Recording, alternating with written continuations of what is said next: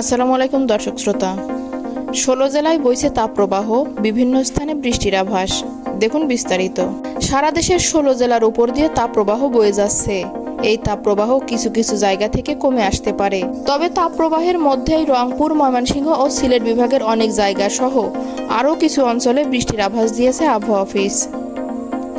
প্রিয় দর্শক, আমার এই ভিডিওটি যদি আপনার ভালো লেগে থাকে তাহলে লাইক, কমেন্ট ও শেয়ার করতে ভুলবেন না। আর সবার আগে এমন সব গুরুত্বপূর্ণ তথ্য পেতে চাইলে আমার চ্যানেলটি অবশ্যই সাবস্ক্রাইব করে বেল আইকনটি বাজিয়ে রাখুন। ধন্যবাদ।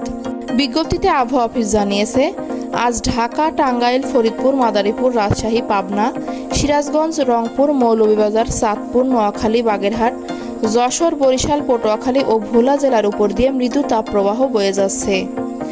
আজ সারা দেশে দিনের তাপমাত্রা সামান্য কমতে পারে, তবে রাতের তাপমাত্রা প্রায় অপরিবর্তিত থাকতে পারে। আবহাওয়া অফিস আরও জানিয়েছে, আজ রংপুর, ময়মনসিংহ ও সিলেট বিভাগের অনেক জায়গায় বৃষ্টি হতে পারে। সেই সঙ্গে ঢাকা, রাজশাহী ও চট্টগ্রাম বিভাগের কিছু কিছু জায়গায় এবং খুলনা ও বরিশাল বিভাগের দু এক জায়গায় বৃষ্টির আভাস রয়েছে। সেই সঙ্গে রংপুর, ময়মনসিংহ ও সিলেট বিভাগের কোথাও কোথাও মাঝারি ধরনের ভারী থেকে ভারী বর্ষণ হতে পারে।